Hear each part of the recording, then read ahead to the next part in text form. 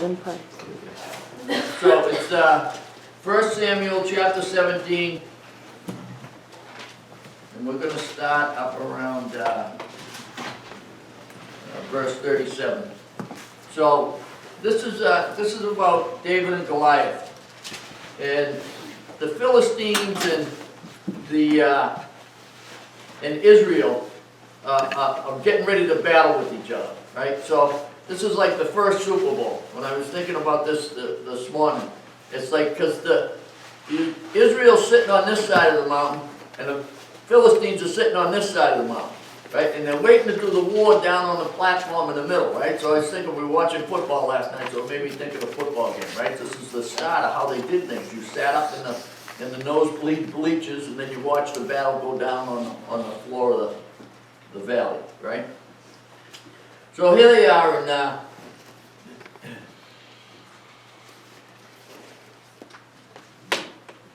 the Philistines decide to send out this warrior that is their most awesome guy that they want to send, and his name's Goliath, right? Now, we think about big things in our lives and big people, right? We often, when we see a big person, I have a friend that's, he's 6'6" or 6'8" or somewhere in that vicinity. He's, 400 pounds, or I think he's down to 300 at this point, but he's like a massive man, right? When he comes, there's pictures around here with me of him. He's massive, right?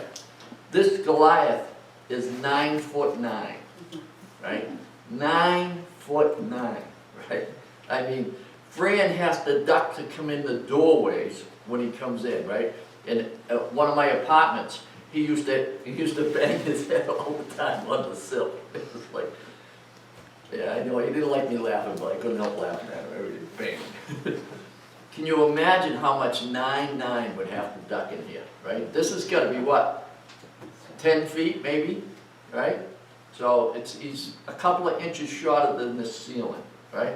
And he's decked out in a uniform. And in the suit of armor that he's wearing, right? The coat itself is 125 pounds of brass, right? You gotta be kidding me. He's walking around, he's gonna go fight with this on him. We're talking about a big dude here that wants to fight, right? And he's ready to fight, he wants to fight. He's got this spear that comes across the shoulders, a javelin that he can just wing at people, right? He's all set. He's got brass coverings on his legs so nothing can stab him, right? So there's more weight on him, right? He's got a spear that's made out of a beam with a 15-pound spearhead on top of it. And he's standing there and he's ready to fight. So he's going to present the challenge. This is a mighty, mighty warrior. He's bigger than anybody around. And then there's this guy, Saul. He's the warrior for Israel, right? So Israel's saying, Saul, you got to figure out what you're going to do. This is the guy who wants to fight. And this guy comes up and says, listen, I'll cut a deal with you. If you come over and fight with me, send your best guy. If your guy wins, we'll be your servants. If I win, our guys will be your servants. Pretty fair. Everybody in Israel goes, oh. No one thinks they can do it. And then Saul has this guy who is his armor bearer, right? This little kid, this young kid, David, is an armor bearer. Part-time. The other part of the time is he just shepherd for his father, right? He takes care of the sheep. So David says, listen, I'll go down and fight this guy. And, everybody's going like, first you're a young kid. Second, you're not very big. He's a scrawny little kid that's running around helping this guy put his armor on, right? He's not really a warrior. How are you going to go fight this guy? How are you going to look at this guy? He's a monster. Everybody's quivering. This guy's so big. When he's talking, he's not talking like, hey, I'm going to come up and kill you. He's talking with volume. He's talking with authority, right? I'm coming, and if you think you got someone, present them, right? It's like, wow, everything is just bizarre here. And there's this little scrawny kid, David, going, yeah, don't worry, I can go do this. I can handle all that's going to happen here. And Saul's just fighting with them, and it's like, he says, look, you don't think I'm a warrior, but as a shepherd, I had to kill lions and bears that were attacking the sheep. I had to learn to hunt and keep these things away. I know how to protect. I can do some things that you don't think I can do. But I got something that maybe somebody isn't talking about here. I have God. Oh. The God. My God. Your God. That's what I have. I can beat this guy. I don't care how big he is. I can smoke this guy. I got God. Well, wait a minute. You're kind of scrawny. We really don't think, but you really think you might. I got God. Try and stop me. I don't care about him. He's nothing. My eyes are on God. God's eyes are on me. I got him beat. He's mine. Well, maybe. I don't know. We'll try and help you out. Right? So it's like I'm thinking about this. And I came to this story because of my struggles in life. Right? Our sign out here says, are your eyes on the storm or are they on the Lord? Right? So Israel is looking at the storm, and the storm is Goliath. They can't beat Goliath. That's right. They cannot. God can. What is my greatest resource? God. Right? But do I choose to look at that and follow through that and feel strong in God? Right? Do you not have enough money to pay your rent? And are you looking at that? Or are you looking to see what God's going to do and how he's going to fill the rent? Is your mortgage going to be foreclosed on?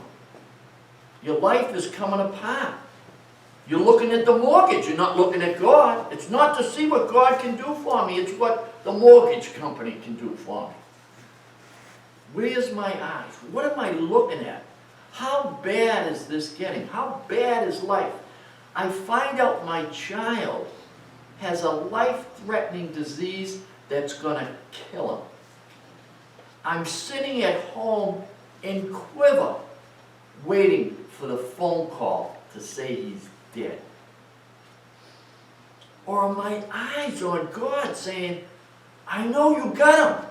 And if you're going to take him home, you're going to take him home. But whatever you're going to do, he's your kid, not mine. What are you going to do? It's your turn. What I've been doing ain't working. He says, that's right, because you've got your eyes on him and not on me. Is your eyes on the foreclosure company or are they on me? You find out you got stage 4 cancer. Where do you put your eyes? On him or on the doctors? Or on the chemotherapy? Or how you're going to lose everything in your life is all gone because I got nothing. Or I can go see these doctors. They're all going to heal me. I pray the doctors that the hospital my kid's in is going to fix them. They are nothing. They are nothing. All the medications, all the stuff in the world is nothing. God is the answer. I ask him to provide the medication. I ask him to put his hands on the hands of the doctors that are working with whoever I want them to work with. We've watched the healings happen in this church. When we send Christ to fix the problem, he does. But when it comes personal, he can't possibly do that for me. I have to go fix it. I need to go take care of things. My pet's sick. Help me. Are you going to take him home? And he does. How come I'm being punished? Why did I lose my child? Why did I lose my wife? Why did I lose my dog? Why do I lose these things? Why am I being punished? I'm a good Christian. I do all the right things because it's his will, not my will. It's his will. It's not a punishment. It's his dog. It's his house. It's my wife, but it's his daughter. It's my child. It's his child. He let me take care of him for a while. Now he's going to do what he needs to do with him. It's not mine. Do I share my life with Christ? Or do I own everything and take care of everything in his name? or my name? Right? Where am I going to go? What are the things that I want to do? I'm in such shock that God's allowing these horrible things to my children in my life. They're His kids. Give them to Him and leave them there. Wow. Wow. What happened when I gave my child to God? I give all my children to God. Here you go, they're yours. It's your turn. I tried for 20 years, now it's all yours. The weight comes off me. Peace can come in my heart. Because it's His job. I want to see if on Sunday the music is going to match up to my sermon. Mountains bow down to Him. Wow. I can't stop worrying about whether I'm going to make my mortgage. Mountains bow down to Him. What do I have? What do I have for a resource? Who's going to help me? Where do I go? How do I get peace in my heart? Right? I go to Him. You know, I have to constantly go to Him. You know, in Philippians 4, 6 through 7, it says, do not be anxious about anything, but in everything by prayer and supplication with thanksgiving, let your requests be made known to God. And the peace of God, which surpasses all understanding, will guard your hearts and your minds in Christ Jesus. Thank you. Right? What am I going to do? Here you go. Pray to Christ. He'll remove it all and give you a peace beyond abundance. Wow. Wow. I was talking to some people last night, right, that going through some substance abuse issues. And I said, you know, when I was a kid, I ate lasagna. It made me throw up. I didn't eat lasagna anymore. I tried drinking alcohol. It made me throw up. I couldn't wait to have more. Gone. I'm gone. Right? If I don't have enough of the drugs that I want, I was talking with someone this morning, I would rob a bank to get them drugs. Right? Now I can give you an offer to not rob the bank. How about having a pocket full of Jesus? And when you think you run out, you just go to church and you get a little more. You go to the Bible, you get a little more. You go to Him, you get a little more. I got another pocket full of Jesus. Come here. Hey, I want to share something with you. I know, it sounds crazy. The best high you ever had. Little Jesus, come here. No, I can't have any of that. That's silliness. That stuff is cuckoo. We can't have that stuff. Jesus, He wants to talk about Jesus. That's for silly people. They're crazy. They're cults. They're no good. My child's dying. Can you help me? Yeah, you want some Jesus? Yeah, I'll take Jesus today. Oh. I got a pocket full. You want some? Right? Do I share that with people? I go find people? Right? I see someone in misery on the streets. I say, hey, here, come here. Pray with me. Peace will come in your heart. No matter how much misery you got, you'll still have peace in there. And the misery might slowly clear up. I don't know. But I'll give you peace in it. Oh, really? Sometimes He has to buckle us to get us to that point. Sometimes we have the things that we think are ours and He starts removing them and we think we're being punished. Wow. I don't think so. Right? In Hebrews 11:6,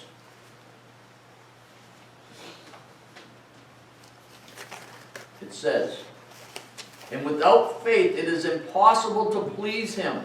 For whoever would draw near to God must believe that He exists and that He rewards those who seek Him. He rewards us. My child just died from cancer. Is that a reward? I don't know, maybe. I don't know. I have to look at it that it is. For all things are done for His good. But wait a minute. What about my good? I want to feel good. I want to feel so good, I'll go get drugs. And guess what? Maybe drugs ain't it. There's a different kind of drug. Maybe it's sugar. Nothing like a nice slice of meringue pie, right? Makes me feel good, right? Right? Have a little extra sugar in that coffee, right? Why? Because I'm not getting a zing from it? I'm getting something somewhere, right? How about, you know, I'm a little nervous. Give me my med card. I need a little marijuana, right? Now that's all floating in, all legal, right? It's funny that all of a sudden they want to make all the restaurants and bars in New Hampshire, if the owner wants to allow smoking in it, they can. New bill trying to be passed. Well, what do you think they're going to smoke? It won't be cigarettes, right?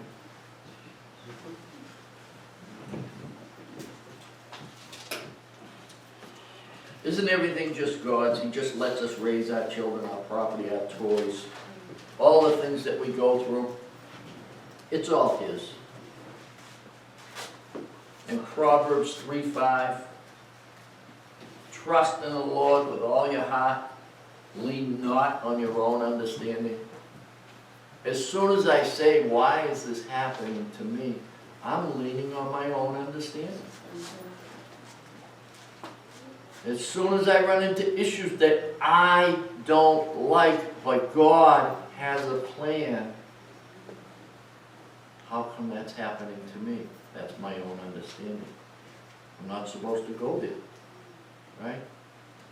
I go there because I don't trust. Trust is my issue. I don't even trust myself to go to the store. I come back with something I shouldn't have got. Right? I talk about it. I can't trust the temptation of driving down the road and a yard sale sign's out there because I'm going to stop and buy something that I don't need that I'm going to sell in my yard sale later for a cheaper price than what I bought it for. That's a good day. Right? I can't trust. You want me to trust in the invisible, the supernatural. Well, how do you think you're here? If the supernatural wasn't here, you wouldn't be here. Look around, see who's not. Right? How come you? How come me? Why us? Because we got an awesome God. He'll give it all to us. We can have it all. We just have to learn to like it the way He wants us to have it, not the way we think we should. Right? That's not where we want to go.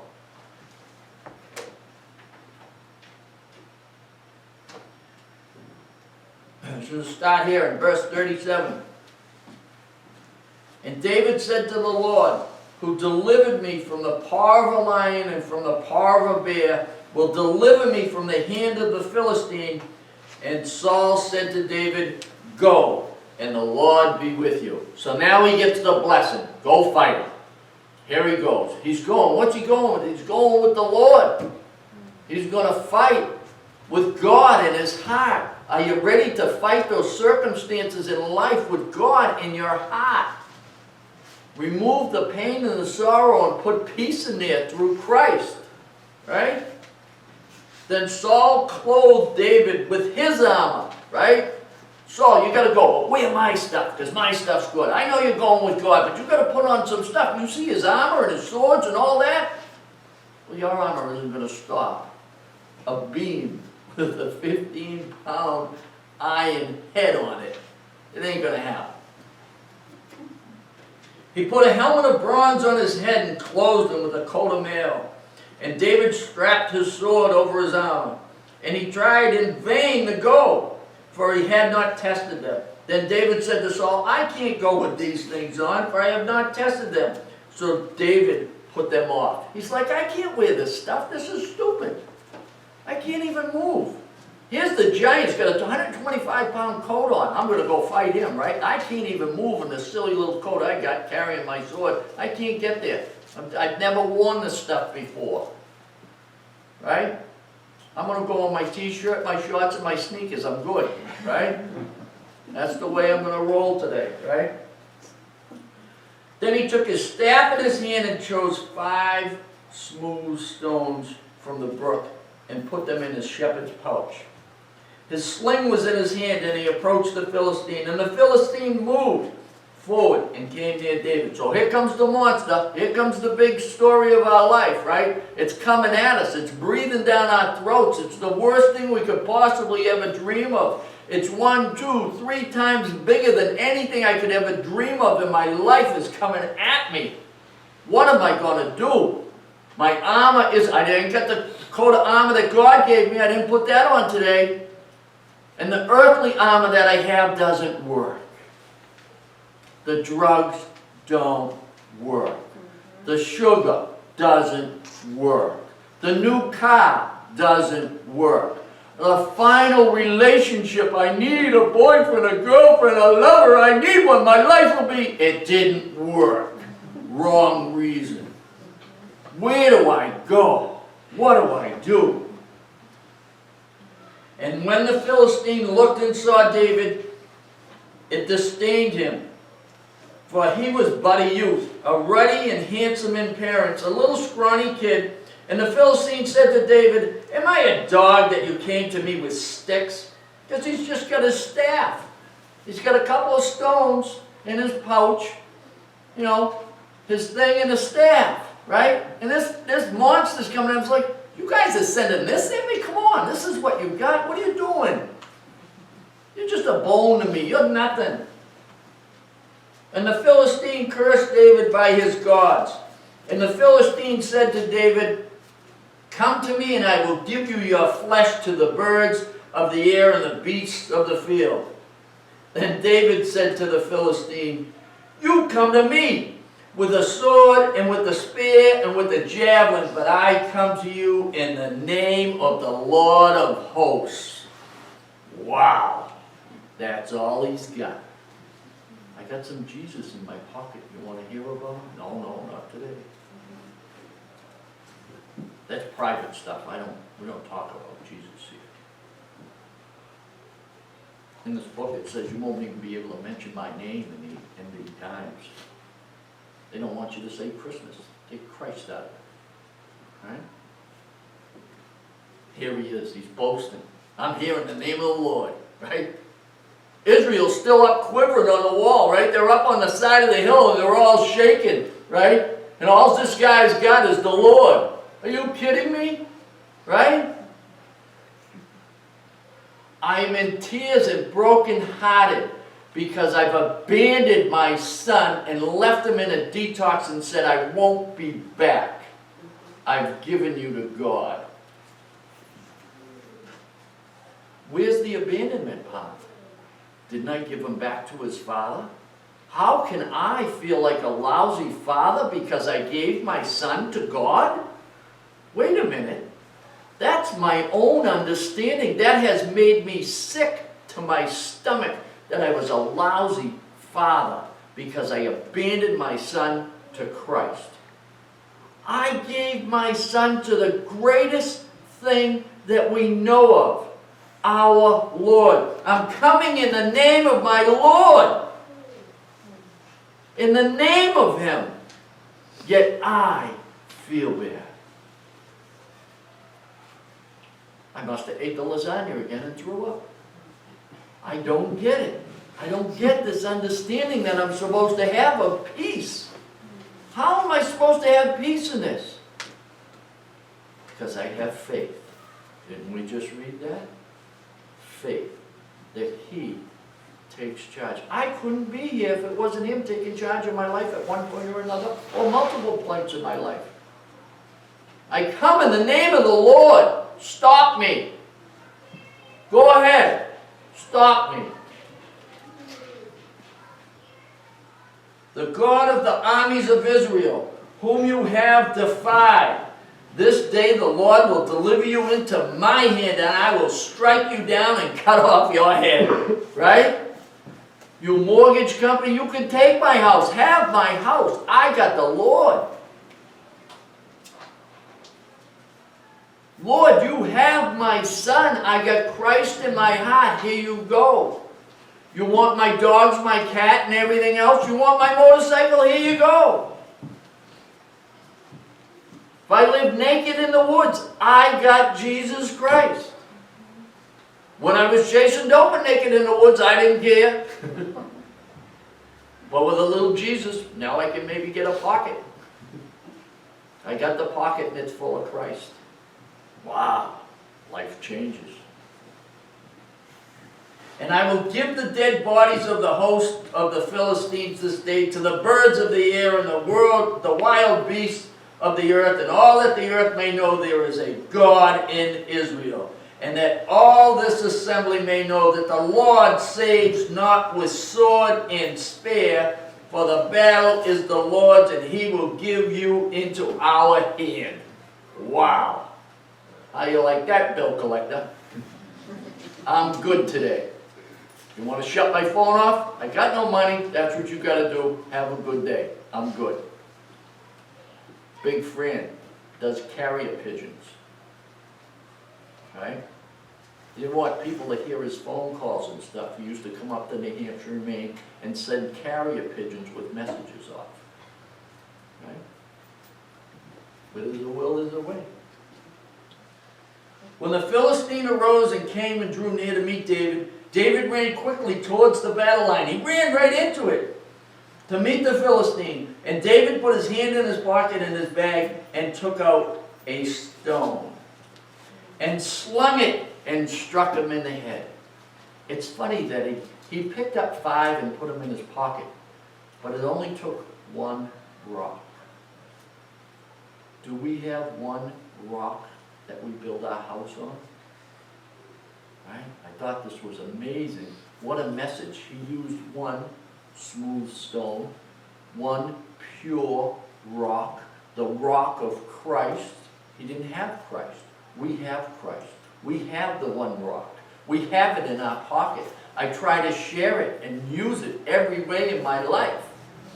I put it in a sling and I throw it at some people and it hits them in the head and they go the other way. Some fall down and listen. Wow. He shoots the rock. He hits him in the forehead. The stone sunk into his forehead and he fell on his face to the ground. So David prevailed over the Philistine with a sling and with a stone, and struck the Philistine and killed him. There was no sword in his hand of David. Then David ran, stood over the Philistine. He took out his sword, drew it out of his sleeve, killed him, and cut off his head. Wow. Wow. Want to beat addiction? There's the way. Any and all addictions, I don't care what it is. If when you run into it, you say, I got the Lord, or do I have my understanding? Today I need a dunks. I'm going in. How many times do I end up here at church with a dunks? I don't really want it. I just fall into it. Because it's my understanding. It's okay if I have it today. No, I'm miserable for 3 days when I have 1 lousy coffee. Why do I fall into something that small? If I can't protect myself from one of the smallest targets that the devil throws at me, what am I going to do when he does something big? What will I do if my wife died? Would I go back to drugs? Would I say my life is over? I don't know what to do without my wife. She knows what to do without me. She can't wait. Yeah! Right? But I don't know what I would do. Right? I don't know if my child dies, will I run to the streets? I know when I was clean and sober a long time ago for a lot of years, when something bad came down the road, I ran back to drugs. That's where I went. That's where my mindset was. I knew God, but I didn't know the relationship of Christ. I now have the relationship, and I'm running into jams upon jams of hurtful, painful things in my heart, and I get to run to Him. Sometimes I fall into my own fruition, but most of the time, by the time I'm done, I'm chasing Him, and I'm sharing Him, and I'm welcoming Him into my family, into my heart, into my life. He can't help me if He's not one of my members, and I'm not one of His. I have to truly believe that He is who He is, or He can't help me. He can't.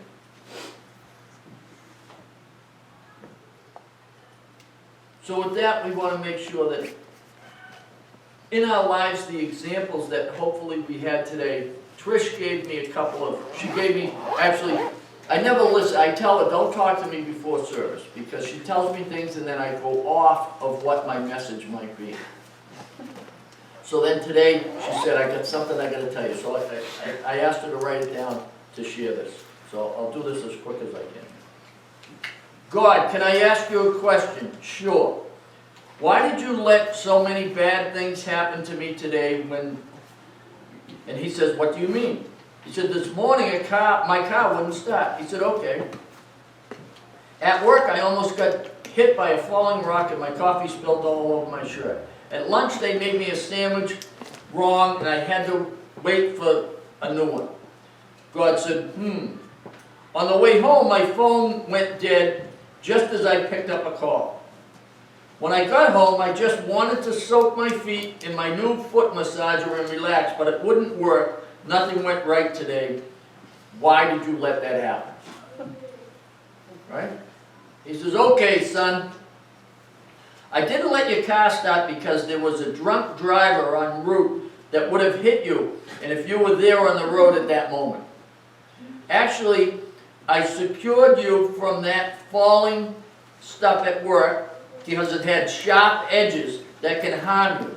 That shirt doesn't matter. I sent you a new one from your coworker. The first person that made your sandwich was sick. I didn't want you to catch what he had, so I sent another one to make the sandwich so you wouldn't get sick.